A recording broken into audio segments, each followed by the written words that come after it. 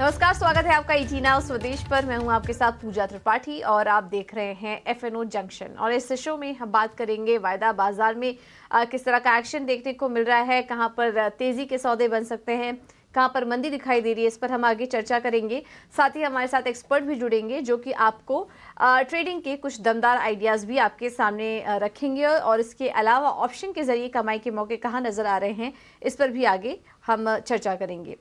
चलिए, अब शुरुआत सबसे पहले कर लेते हैं बाजार से। और मार्केट पर सब नज़र डालें तो शुरुआत काफ़ी अच्छी हुई थी मार्केट की, लेकिन अभी हम मुनाफा वसूली देख रहे हैं। और दिन की ऊंचाई से अगर बात करें तो निफ्टी में करीब करीब 130 अंकों की गिरावट देखने को मिल चुकी है। 19,100 के नीचे इस वक्त कर रहा है निफ्टी कारोबार। बैंक निफ्टी में भी अच्छी तेजी आई थी, लेकिन वहां पर भी ऊपरी स्तरों से मुनाफा वसूली है और अब करीब 150 अंकों की कमजोरी के साथ बैंक निफ्टी कारोबार कर रहा है। वहीं सेंसेक्स में भी देखेंगे तो 235 अंकों की गिरावट यहां पर भी दिखाई दे रही है। एडवांस डिक्लाइन रेशियो भी अभी फिलहाल तो ज़्यादातर स्टॉक्स हरे निशान में है, लेकिन वो जो रेशियो है अब वो भी कम हो रहा है। अब ज़्यादातर स्टॉक्स जो हैं वो लाल निशान में कारोबार कर रहे हैं। सुबह हमने देखा था कि करीब 250-300 शेयर्स थे जो कि लाल निशान में थे, लेकिन अब उसकी संख्या बढ़ गई है। तो मार्केट ब्रेड्थ भी अब यहाँ पर हम देख रहे हैं कि गिरने वाले शेयरों की संख्या इस बीच बढ़ी है। ऐसे में निफ्टी में चढ़ने वाले शेयरों की बात करें तो आज इंश्योरेंस कंपनियों में अच्छी तेजी है। एसबीआई लाइफ, एचडीएफसी लाइफ, ये दोनों स्टॉक्स अच्छी मजबूती के साथ कारोबार कर रहे हैं। एशियन पेंट्स, डॉक्टर रेड्डीज और कोटक महिंद्रा बैंक भी मजबूती के साथ इस वक्त ट्रेड कर रहे हैं। कमजोरी आज दिख रही है कुछ चुनिंदा आईटी और फार्मा शेयरों में। सन फार्मा है आज का टॉप लूजर, करीब 3% नीचे। ONGC, LTI, Mindtree, Bharti Airtel और एक्सिस बैंक में भी वीकनेस देखने को मिल रही है, करीब 1 से 1.5% की। तो ये तो था मार्केट का मौजूदा हाल। और हम देख रहे हैं कि अभी भी वीकनेस हावी है और जो तेज़ी थी वो टिकाऊ नहीं थी। और जैसा कि बाबर हमारे एक्सपर्ट सलाह भी दे रहे थे कि ये सेल ऑन राइज का मार्केट है, और वैसा ही कुछ देखने को मिला। आज का हाई बनाया था 19,200 के पास, लेकिन अब वहां से तो काफ़ी नीचे आ चुका है। दिन के निचले स्तर के पास इस वक्त मार्केट कारोबार कर रहा है। चलिए, अब आगे बढ़ते हैं और एक्सपर्ट को भी हम शामिल करेंगे और उनसे भी बाजार पर नजरिया ले लेते हैं। हमारे साथ प्रशांत सावंत मौजूद हैं कैटलिस्ट वेल्थ से। Prashant, thank you so much ET Now Swadesh को समय देने के लिए।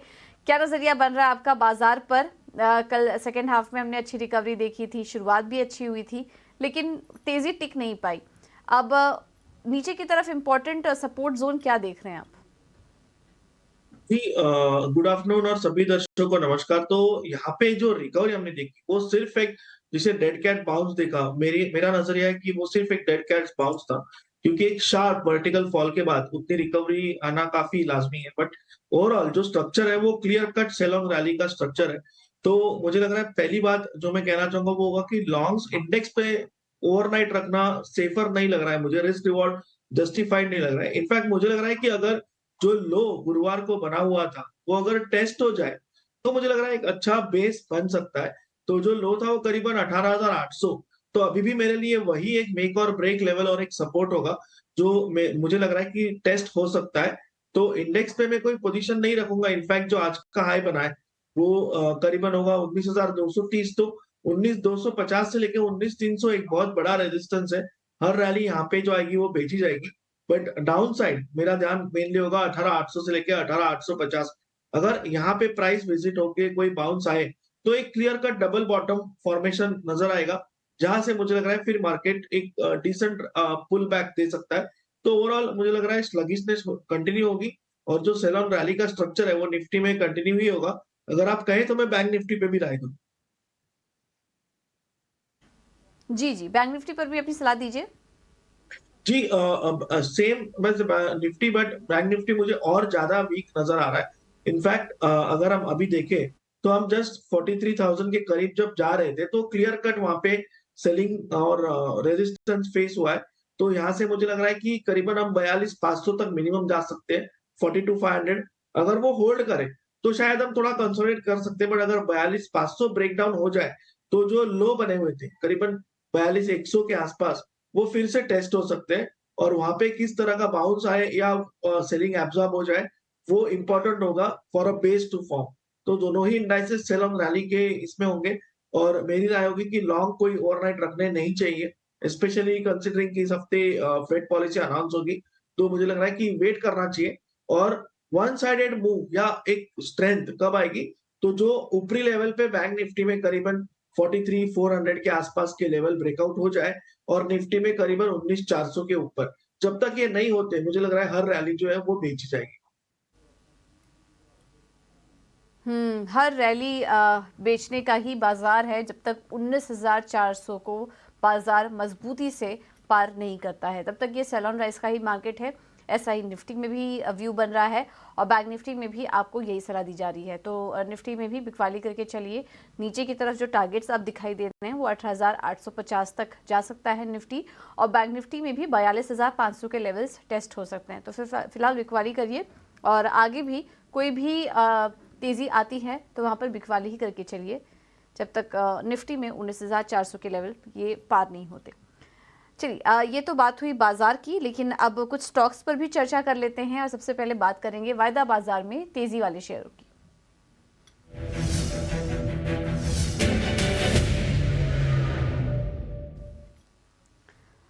तो सबसे पहले उन स्टॉक्स पर नजर डालें जहां पर कि लॉन्ग बिल्डअप देखने को मिल रहा है। उसमें तेजी वाले शेयर में एसबीआई लाइफ हम थोड़ी देर पहले हाईलाइट भी करे थे। आज इंश्योरेंस स्टॉक्स में अच्छी तेजी है। एसबीआई लाइफ अब 3% ऊपर आ चुका है। एचडीएफसी लाइफ में भी अच्छी तेजी है। इसके अलावा बर्जर पेंट्स में शानदार तेजी देखने को मिल रही है। तो ये कुछ ऐसे स्टॉक्स हैं जहां पर कि लॉन्ग बिल्डअप इस वक्त दिखाई दे रहा है। कुछ और भी स्टॉक्स हैं इस वक्त जहां पर कि एक्शन अच्छा बन रहा है, उन पर भी हम चर्चा करेंगे। लेकिन सबसे पहले इंश्योरेंस स्पेस पर प्रशांत आपकी सलाह लेना चाहेंगे। एसबीआई लाइफ में भी अच्छी तेजी दिखाई दे रही है, एचडीएफसी लाइफ भी मजबूत है। दोनों में से क्या कहीं ट्रेड देख रहे हैं आप? मैं एसबीआई लाइफ की तरफ देखूं तो वॉल्यूम्स बहुत स्ट्रांग है। इनफैक्ट आज के जो वॉल्यूम है ऑलमोस्ट हाफ अ डे में कल के पूरे दिन के वॉल्यूम्स को मैच कर चुके हैं। तो मुझे लग रहा है यहाँ पे करीबन 1340 का स्टॉप लॉस रख के लॉन्ग जाया जा सकता है। एक बार ये स्टॉक 1375 क्रॉस कर दे तो मुझे लग रहा है बहुत कंफर्टेबली 1400 से लेके 1420 तक के लेवल नजर आ सकते हैं। जहां तक एचडीएफसी लाइफ की बात है, मुझे लग रहा है ये दोनों एक ब्रेकआउट हो चुका है, यानी एसबीआई लाइफ और एचडीएफसी लाइफ एक बेस बना चुका है। तो दोनों में ही एक जगह मोमेंटम है, एक जगह रिस्क कम है। तो एचडीएफसी लाइफ आप यहाँ पे बाय कर सकते हो और आपका जो स्टॉप लॉस होगा वो होगा कल का लो, यानी 600 स्पॉट क्लोजिंग बेसिस। यहाँ से मुझे लग रहा है ये एक पुल बैक ट्रेड होगा और आप टारगेट रख सकते हो करीबन 635 से लेके 640 तक के लिए। ओके। तो एचडीएफसी लाइफ पर ये राय, यहाँ पर आप तेजी करके चल सकते हैं। स्टॉक अब 1.5% ऊपर है और दोनों ही निफ्टी के आज टॉप गेनर्स भी हैं। इसके अलावा बर्जर पेंट्स पर भी सलाह दीजिए प्रशांत। यहाँ पर भी अच्छी बाइंग दिखाई दे रही है। कोई ट्रेड नजर आ रहा है आपको बर्जर पेंट्स में? में अगर आप क्लियर देखो तो बिकवाली में वॉल्यूम्स थे और पुल बैक में वॉल्यूम नहीं है, तो ये क्लियर बेयर ग्रिप में है और 20 दिनों के एवरेज पे रैली कर चुका है। मेरे हिसाब से यहाँ पे लॉन्ग नहीं रखने चाहिए। मैं यहाँ पे कोई लॉन्ग रेकमेंड नहीं करूंगा। ठीक है, तो बर्जर पेंट्स में कोई भी तेजी करने की सलाह फिलहाल नहीं दी जा रही है। और डालमिया भारत, यहाँ पर भी जो तेजी आई है ये कितनी टिकाऊ है? कोई ट्रेड देख रहे हैं आप? जी, यहाँ पे बेस फॉर्मेशन हो रहा है, बट ओवरऑल अभी भी थोड़ा स्लगिश लग रहा है। यहाँ पे अगर कोई लॉन्ग रहना चाहे, तो लॉजिकल तरीका होगा आप 2025 जो कल का लो है, उस स्टॉप लॉस से लॉन्ग रहिए और कोई भी डिप आ जाए, करीबन 2060-65 के आसपास, वहाँ पे ऐड कीजिए, तो रिस्क रिवॉर्ड थोड़ा डिसेंट होगा। करीबन 1.5% आपकी रिस्क होगी और वहाँ से आप पुल बैक टारगेट रख सकते हो करीबन 2130, 2140 तक। तो थोड़ा वीक हो जाए, करीबन 2060-65 तब इसको बाय कीजिए और 2025 का स्टॉप लॉस लगाइए। 2025 का स्टॉप लॉस लगाइए, थोड़ा और नीचे आने दें और फिर वहाँ पर आप खरीदारी करके चल सकते हैं। डालमिया भारत में एक स्ट्रॉन्ग बेस यहाँ पर तैयार हो रहा है डालमिया भारत के लिए। ठीक है, तो ये तो थे तेज़ी वाले शेयर्स और आगे बढ़े और अब उन शेयरों की भी बात कर लेते हैं जहाँ पर कि शॉर्ट कवरिंग इस वक्त देखने को मिल रही है। इसमें सिटी यूनियन बैंक, ये देखिए ऊपर है, करीब 3% की तेज़ी यहाँ पर दिखाई दे रही है। एसआरएफ में भी अच्छी तेज़ी है और एचडीएफसी एएमसी में भी आधा % की लगभग की तेज़ी यहाँ पर देखने को मिल रही है। और इसके अलावा भी हम देख रहे हैं कि कुछ रियल्टी स्टॉक्स, महानगर गैस जैसे स्टॉक्स हैं जहाँ पर कि शानदार तेज़ी देखने को मिल रही है। यहाँ पर कोई ट्रेड नज़र आ रहा है आपको?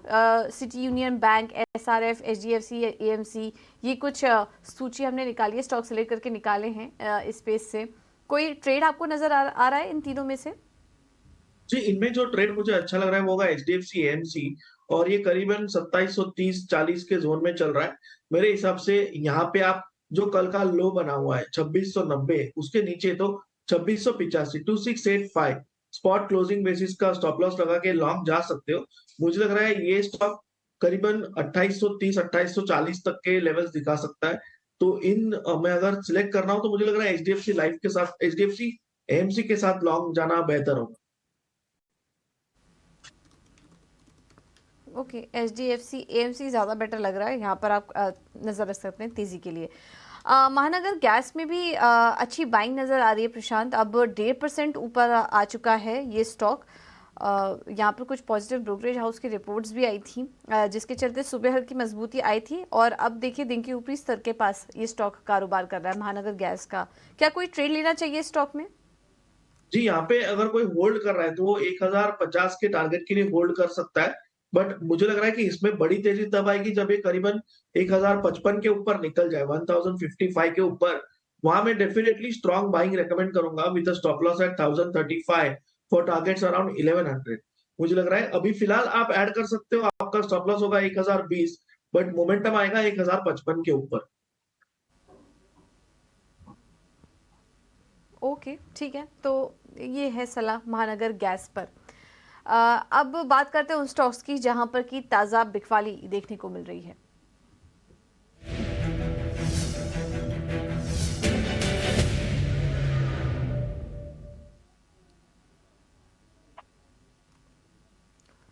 इसमें हम फ्रेश शॉट्स वाले शेयरों की बात करें तो आज सबसे ज़्यादा वीकनेस है सन फार्मा में और आज का ये निफ्टी का टॉप लूज़र भी है।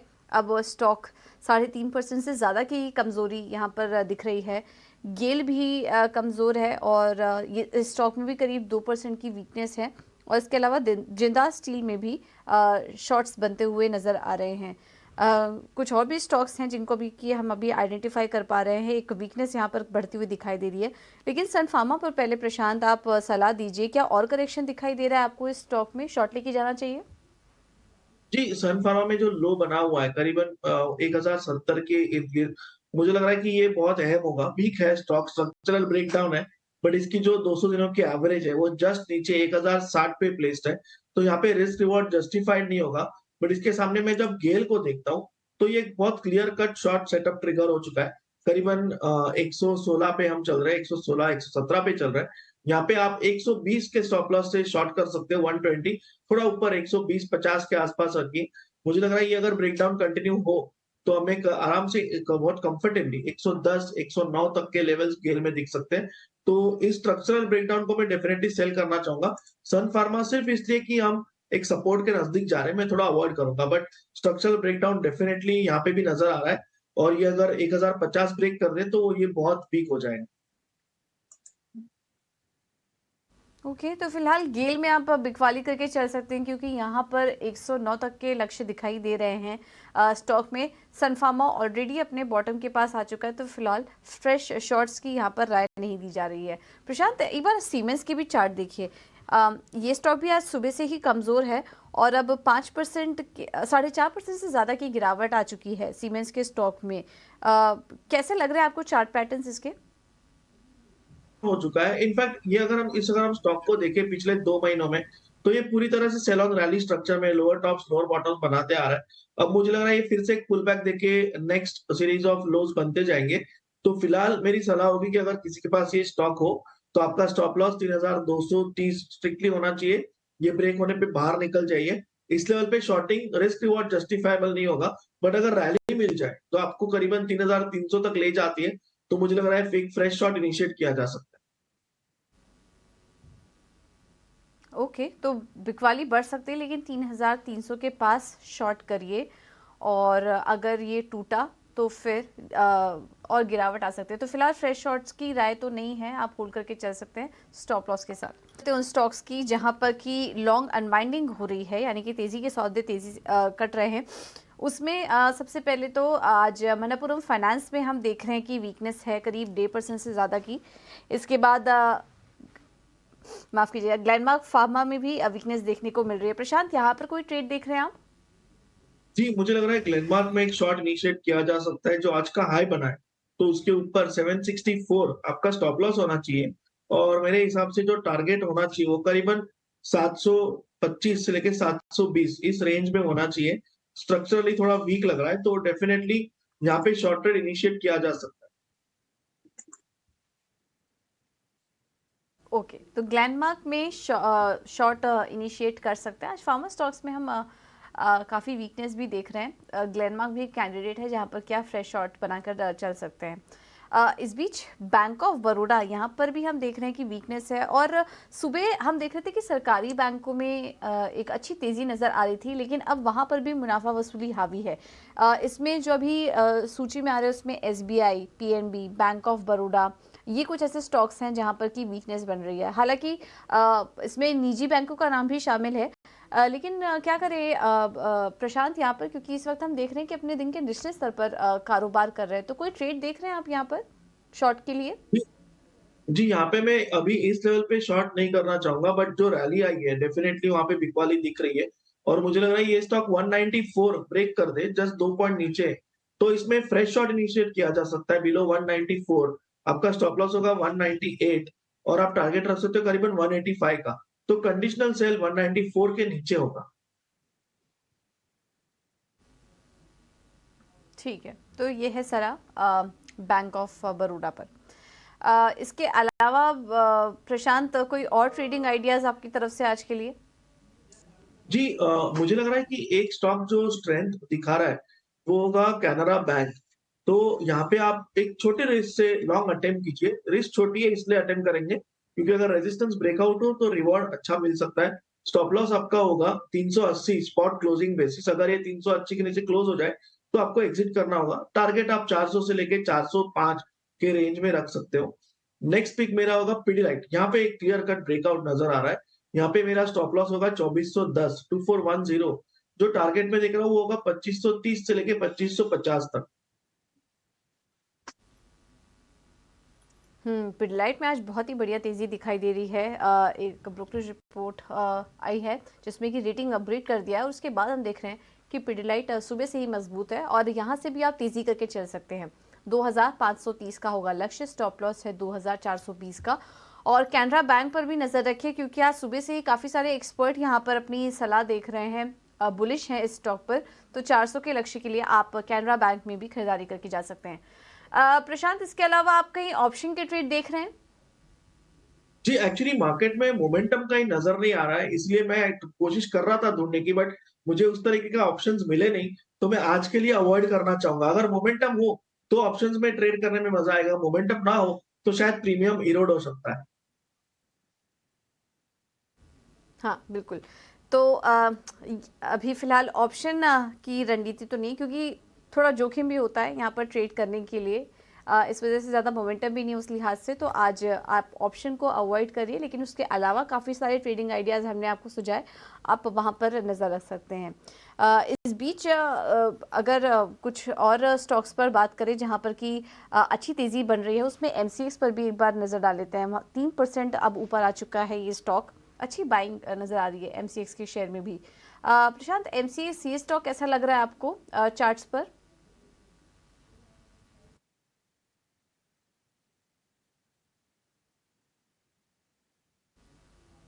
प्रशांत आप सुन पा रहे हैं? MCX पर जी, राय जी, दीजिए। जी। स्टॉक में अच्छी बाइंग नजर आ रही है, पिछले कुछ मिनटों में अच्छी बाइंग जी, नजर यहाँ आई। पे क्या जी, सलाह होगी एमसीएक्स आपकी?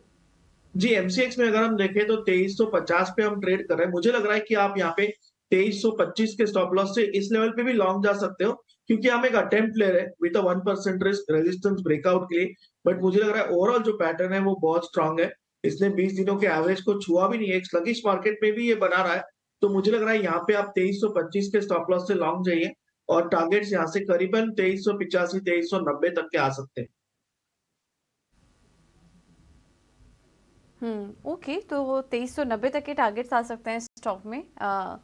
उस लिहाज से आप तेजी करके चल सकते हैं MCX पर। और राइट, प्रशांत, बहुत बहुत धन्यवाद आपका समय देने के लिए और तमाम स्टॉक्स पर अपनी रणनीति भी सुझाने के लिए।